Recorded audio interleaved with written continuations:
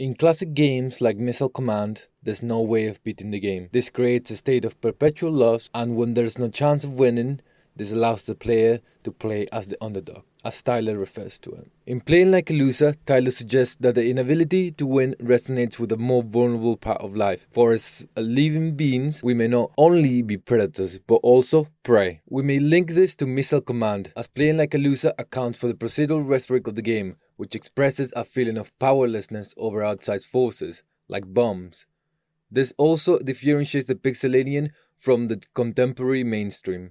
For most contemporary games, allow the reader or player to play as the winner, or else the predator. In Genshin Impact, for instance, the player is allowed to live out their power fantasies by controlling a wide roster of characters, each having different powers and abilities, which correspond to one of the 7 elemental powers, which if combined can lead to even more powerful effects. This is what makes the game fun, for the player may get adrenaline or serotonin rushes each time they get a combination right. In Genshin, power is versatile, and its styles and variations are almost unlimited. Already there's a clear dichotomy with Missile Command, as the abilities that the player gets are singular and unvariable in the latter. Point and press a button to shoot cannons. In Watchdogs, you get granted the almost fantastical power of cyber espionage, as presented by the simple controls for the game. You play as Aiden, the Batman-like vigilante who seeks revenge for the killing of his niece.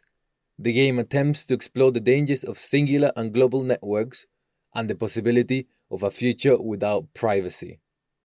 However, you could argue that the power of the avatar encompasses part of this danger. Not only can the player go up to almost every civilian NPC who's just minding their business and spy on their personal lives, but the player can also commit crimes with the power of their technology. After acquiring certain information from the NPC's electronic files, the player may choose to steal money from the NPC's bank account by hacking an ATM. Thus, it seems that there's a flaw in its procedural rhetoric, for rather than playing as the underdog, as the people affected by the game's security crisis, you play as part of the problem.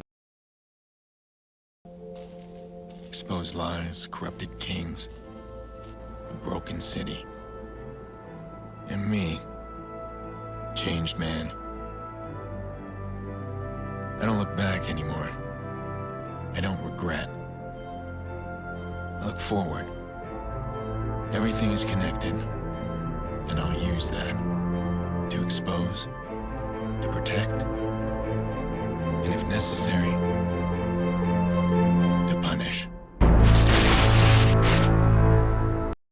Considering that Aiden is by the end of the story built up to become a hero, his redemption arc may feel undeserved because up until the very last mission, we, as a player, use the material affordances presented to us by the game to cause mayhem in the city we're supposed to be protecting. This, coupled with the fact that you can win the game and that there is even a chance to choose between different difficulty levels, makes the playing experience a breeze and a power fantasy when compared to the Pixelenian, which is often unwinnable and or unitarily difficult. What games like Watchdogs do wrong is that by giving the avatar the power that the game questions, the player might not be made fully aware of his dangers, or at least not successfully, because the player is being put in the position of the powerful, who often doesn't care, or who at least isn't affected by the misfortunes of the powerless.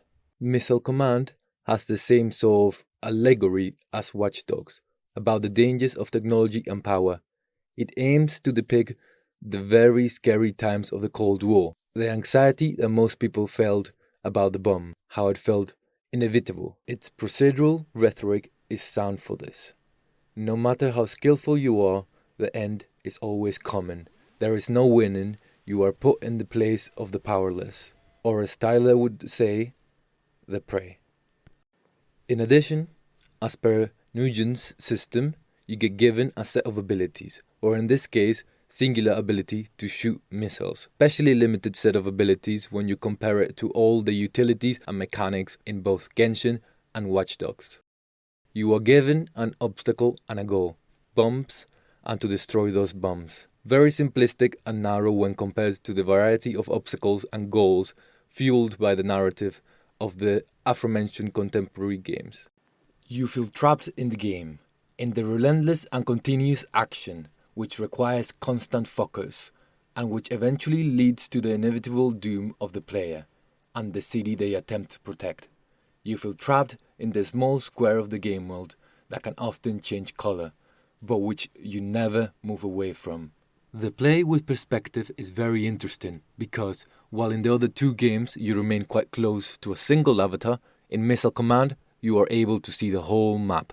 Again, Missile Command here subverts the powerful feeling an omniscient perspective may provide by creating a scenario where you're able to see the whole city go down with you. And again, the technological aesthetics of the medium are also highlighted here because the player is playing against the machine, the fictional and the real meet. The procedural statement made by Missile Command remains true between the fictional and the non-fictional. For the possibility of the individual to beat the machine or to overcome technology and the dangers it represents remains impossible. Going back to the clusters of Odd, the way that the Pixelenian deals with losing and winning fits within number 2, number 3, number 5, number 6, and number 7. It is expressive of the emotion of atomic anxiety and how it feels inevitable. It challenges the medium's current tendency for endless respawning and power fantasy. It has also proved to be formerly coherent but complex, for the gameplay carries a complex rhetoric about the dangers of technology, not to mention that the anxiety it portrays presents a feeling many individuals had during the Cold War era. And again, there's a creative use of the constraints of the capabilities of the medium during the early times, as represented by the gameplay's effective simplicity. However, but what if you can't win?